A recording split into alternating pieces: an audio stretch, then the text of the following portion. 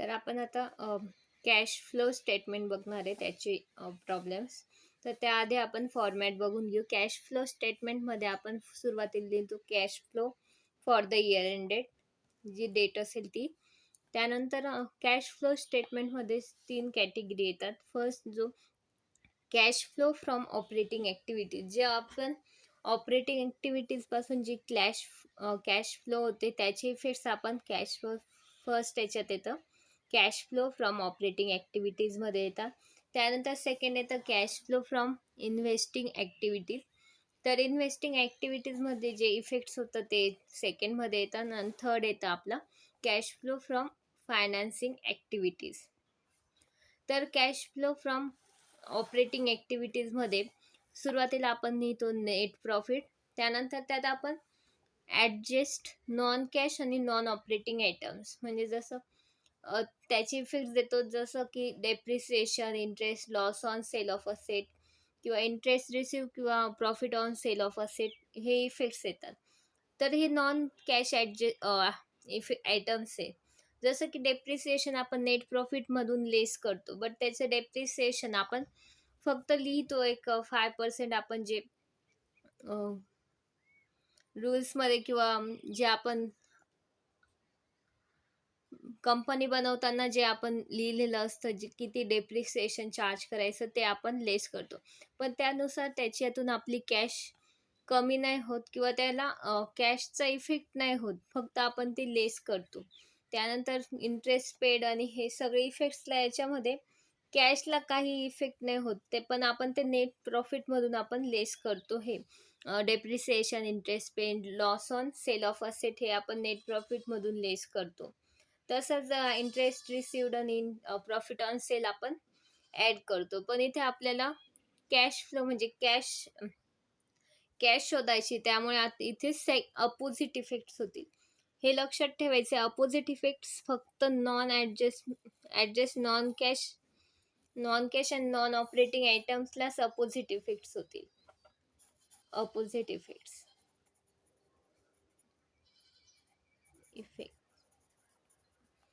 फक्त याला होईल, कारण यातून नेट प्रॉफिटला आपण नेट प्रॉफिटमधून depreciation, interest paid, loss on sale less करतो, पण त्यातून आपण कॅश मायनस नाही करत, म्हणजे ती आपली कॅश ऑलरेडी असते. त्यामुळे ती आपण नेट प्रॉफिटमध्ये ॲड करतो आणि interest paid, received, profit on sale आपण लेस करतो, कारण ती ऑलरेडी आपण नेट प्रॉफिटमध्ये ॲड केलेली असते. पण त्यातून आपल्याला कॅशला इफेक्ट नाही होत, त्यामुळे आपण ती लेस करून घेतो. त्यानंतर ॲडजस्ट वर्किंग कॅपिटल चेंजेस. तर वर्किंग कॅपिटलमध्ये जे चेंजेस होतात त्याचे इफेक्टसुद्धा आपण ऑपरेटिंग ॲक्टिव्हिटीजमध्ये लिहून घेतो.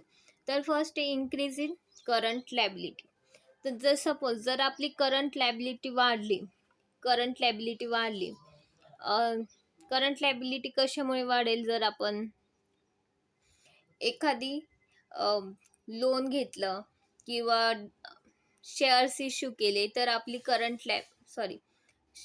शेअर आपली करंट लॅबिलिटी नाही आहे. तर बट डिबेंचर्स किंवा डेटर्स आहे. जर आपण सपोज लोन वगैरे घेतलं तर आपली लॅबिलिटी वाढते, करंट लॅबिलिटी वाढते. तर त्यामुळे आपल्याला कॅश येते, त्यामुळे आपलं कॅश होईल इन्क्रीज इन करंट असेट म्हणजे ॲड होईल. त्यानंतर डिक्रीज इन करंट असेट्स. आपण एखादी असेट सेल केली किंवा आपण एखाद्या असेटवर डेप्रिसिएशन चार्ज केलं तर ते आपली लेस होईल, तर ते आपण ते ॲड करतो. त्यानंतर त्यामुळे आपली कॅश वाढते. करंट असेट आपली वाढली, त्यामुळे जर करंट असेट वाढली तर आपली करंट असेट डिक्रीज झाली, कमी झाली, तर आपली असेट वाढते, त्यामुळे ते होईल ॲड. त्यानंतर second increase in current asset, तर ते होईल लेस. जर आपली करंट असेट जर इन्क्रीज झाली तर आपली कॅश कमी होते, त्यामुळे ते होईल लेस. आणि डिक्रीज इन करंट लॅबिलिटी आपली कमी झाली तर ते आपले कॅश आपली जाते. समजा आपण एक लोन पेड केलं वगैरे तर ते आपली कॅश निघून जाते, त्यामुळे आपली करंट लायबिलिटी कमी होते. सपोज डिबेंचर आपण डेटर्सला पेड अमाऊंट पेड केली तर ते आपली कॅश जाते आणि करंट लायबिलिटी कमी होते, त्यामुळे ती होईल कॅशमधून लेस होईल. तर ह्याचे जे सगळे ॲडिशन किंवा सबट्रॅक्शन करून जी अमाऊंट येते ती कॅश जनरेटेड फ्रॉम ऑपरेशन्समधून येते. तर त्यानंतर cash flow from investing activities. Cash flow from investing ॲक्टिव्हिटीजमध्ये येतात फर्स्ट इंटरेस्ट पेड किंवा रिसिव्ड.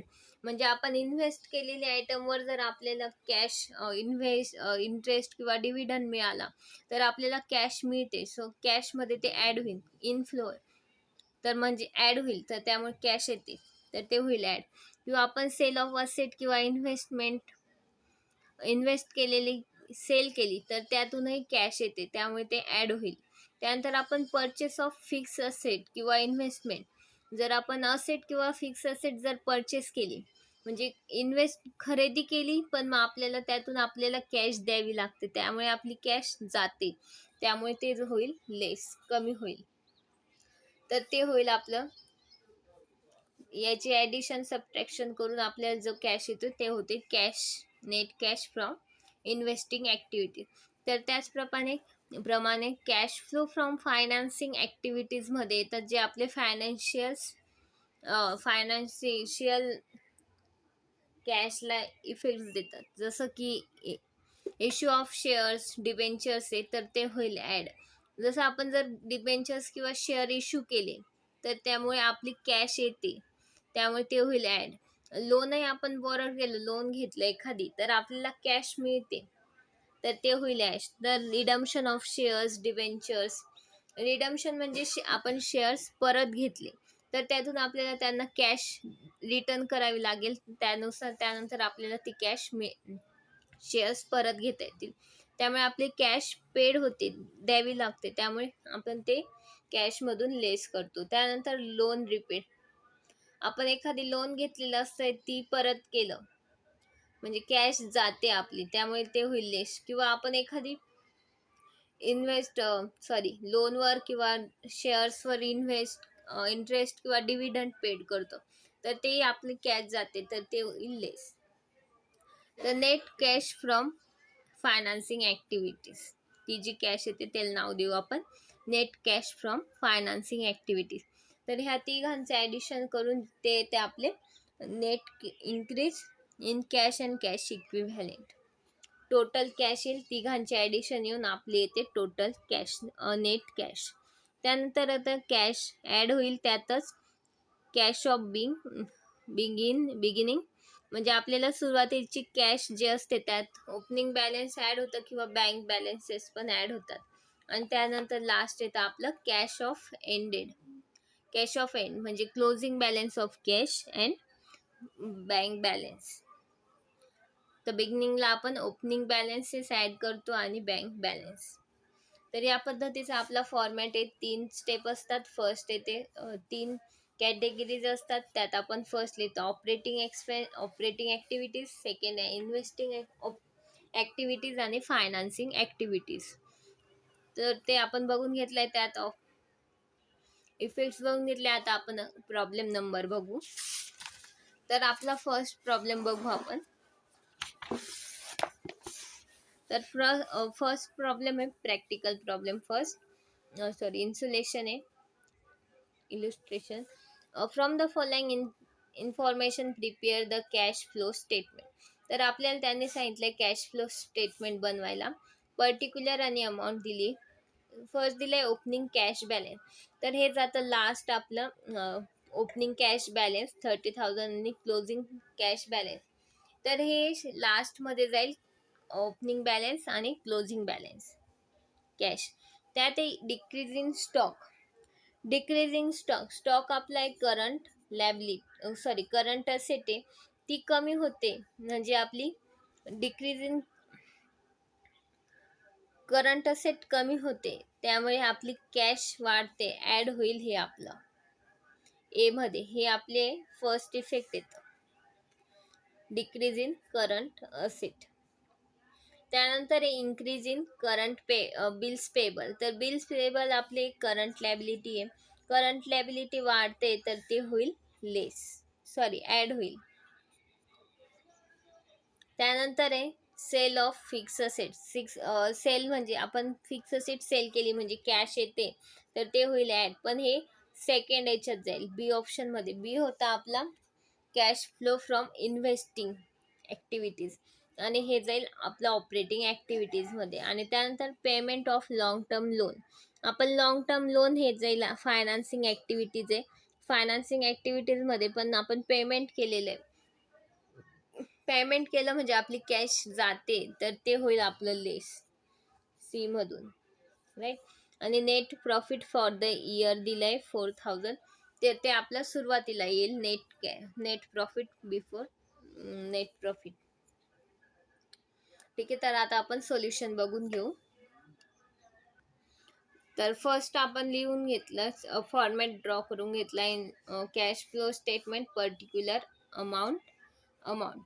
तर सुरुवातीला आपण येतं ए हेडिंग येते आपली कॅश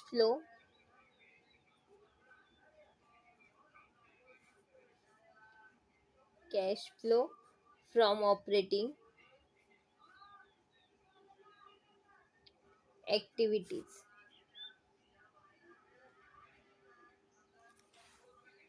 तर cash flow from operating activities मध्ये त्यानंतर आपल्याला येईल, आपल्याला दिली नेट प्रॉफिट.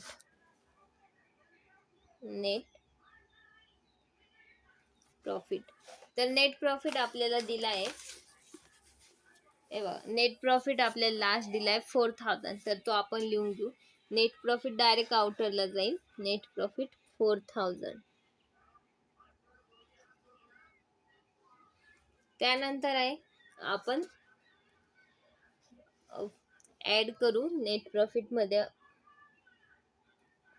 फर्स्ट येतं आपलं डिक्रीज इन स्टॉक आणि इन्क्रीज इन बिल्स पेबल. हे करंट असेटचे इन्क्रीज आणि डिक्रीज आपण cash flow from operating activities मध्ये लिहितो. तर ते दोघं इफेक्ट आपण फर्स्ट मध्ये जाईल, दोघं ऍड होत आहे तर ते आपण ऍड करून घेऊ. तर हे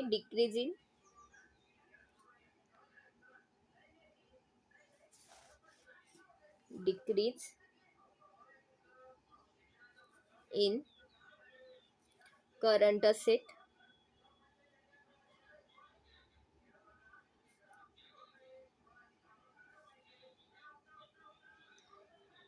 ते स्टॉक हे स्टॉक डिक्रीज होत आहे ते 16000, ते लिहून घेऊ आपण 16000. त्यानंतर आहे इन्क्रीज इन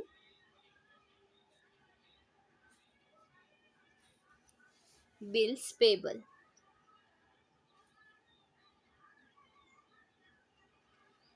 तर ते 24000 रुपीज. त्यानंतर दिलाय आपल्याला, त्यानंतर यात ए मध्ये काहीच नाहीये तर आपण याची ऍडिशन करून त्याला नाव देऊन घेऊ नेट कॅश फ्रॉम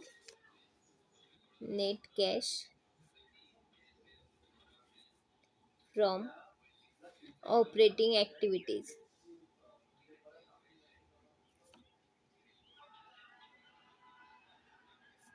त्याला आपण ए नाव देऊन घेऊ. ते येतात 0000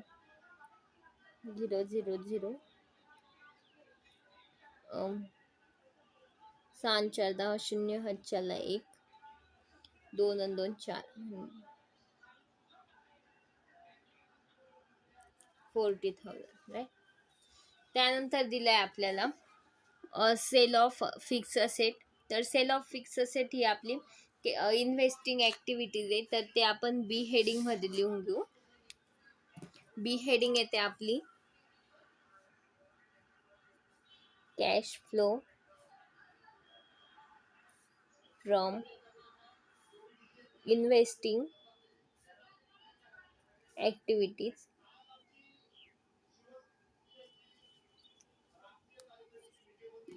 तर त्यात येईल ॲड होईल सेल ऑफ फिक्स असेट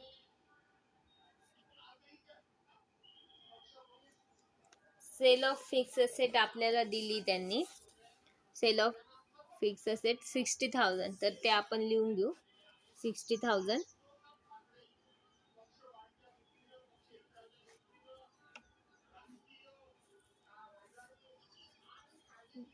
त्यानंतर सेकंड मध्ये आपल्याला काही दिलेलं नाहीये, तर ते आपण आउटर साइडला अमाऊंट लिहून घेऊ. Net cash from investing activities ते येईल 60,000.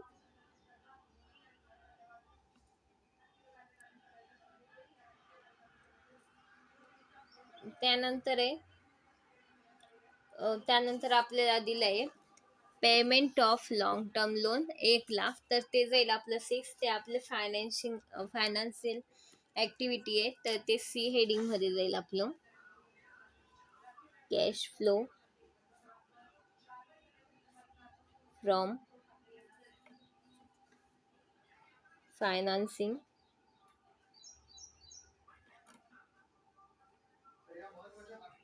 Activities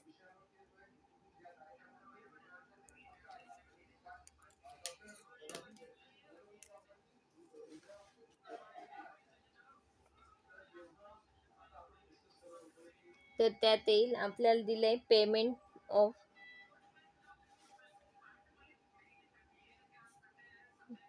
of long term loan, तर हे होईल लेस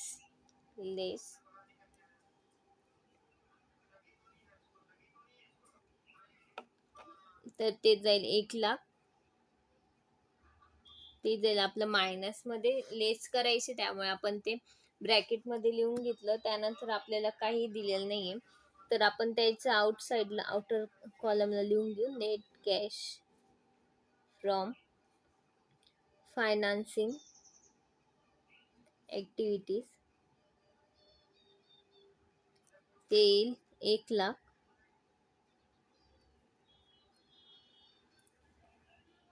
त्यानंतर आपल्याला दिलं होतं opening balance,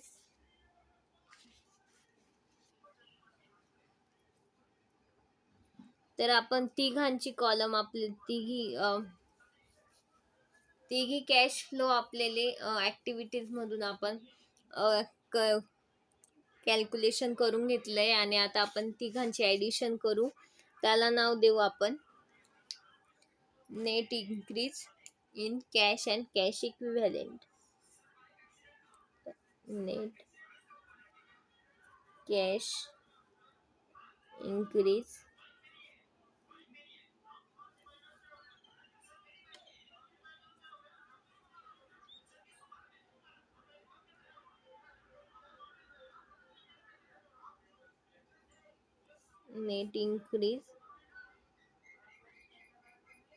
in cash and cash equivalent.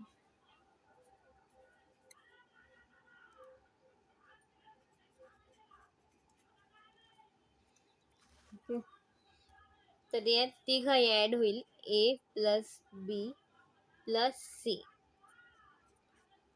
ठीक आहे, सी चा आपल्याला मायनस मध्ये आन्सर आहे, त्यामुळे आपण इथे लेसही मायनसही लिहिलं तरी चालेल. तर तिघांची ऍडिशन आपण करून घेऊ. हे बघा, इथे आपण ए ची 4,000 नेट होतं, 4,000 प्लस याची आपण आउटर साइडला लिहून घेऊ अमाऊंट, कॉलम ऍडिशन करून घेऊ. तर हे आलं ए चे 44,000, त्यानंतर 60,000 आणि 1,00,000. तर तिघांची ऍडिशन करून घेऊ. हे बघ, 44,000 प्लस 60,000 आणि मायनस 1,00,000. तर तिघांची ऍडिशन सबट्रॅक्शन केली तर त्याची अमाऊंट येते 4,000 रुपीज. त्यानंतर आपल्याला ओपनिंग बॅलन्स दिला आहे कॅश अँड कॅश इक्विव्हॅलेंट, तर ते आपण लिहून घेऊ. Cash and cash equivalents at the beginning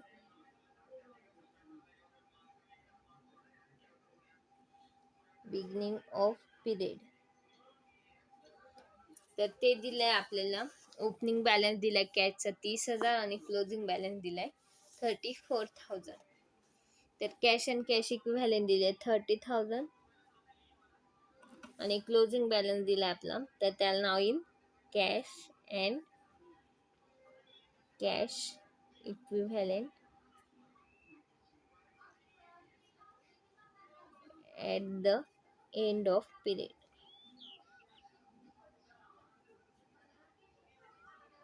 तर हे 34,000.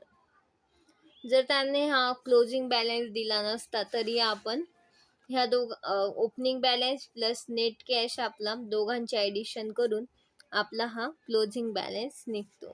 तर क्लोजिंग बॅलन्स आला आपला 34,000 रुपीज. नेट कॅश आली आपली 4,000 रुपीज. तर हा प्रॉब्लेम सॉल्व आहे. सिंपल आहे. आपण सुरुवातीला आपण याचा फॉर्मॅट लिहिला, म्हणजे कॅश फ्लो स्टेटमेंट लिहून घेतलं, पर्टिक्युलर अमाऊंट 2 कॉलम केले. त्यात फर्स्ट हेडिंग होती आपली cash flow from operating activities. जे ऑपरेटिंग ॲक्टिव्हिटीजमधून जे कॅशचा आउटफ्लो किंवा इनफ्लो होतं तर ते कॅश फ्लोचे इफेक्ट्स आपण फर्स्ट हेडिंगमध्ये कॅश फ्लो फ्रॉम ऑपरेटिंग ॲक्टिव्हिटीजमध्ये त्याचे इफेक्ट्स देतो. सुरुवातीला आपण नेट प्रॉफिट लिहितो, त्यानंतर त्यात इन्क्रीज अँड डिक्रीज करतो जे असेल ते, I mean decrease in assets करतो आणि इन्क्रीज इन करंट लॅबिलिटीज करतो. त्यानंतर त्याला नाव देतो आपण फर्स्ट हेडिंग. त्यानंतर सेकंड पार्ट येतो आपला cash flow from investing activities. Investing ॲक्टिव्हिटीजमधून जे आपली कॅशचा आउटफ्लो या इनफ्लो होतो त्याचे इफेक्ट्स आपण यात देतो. त्यानंतर cash flow from financing activities. तर फायनान्शियल ॲक्टिव्हिटीजमध्ये आपले लॉंग टर्मचे जे इफेक्ट्स असतात कॅशचे ते आपण यात इफेक्ट्स देतो.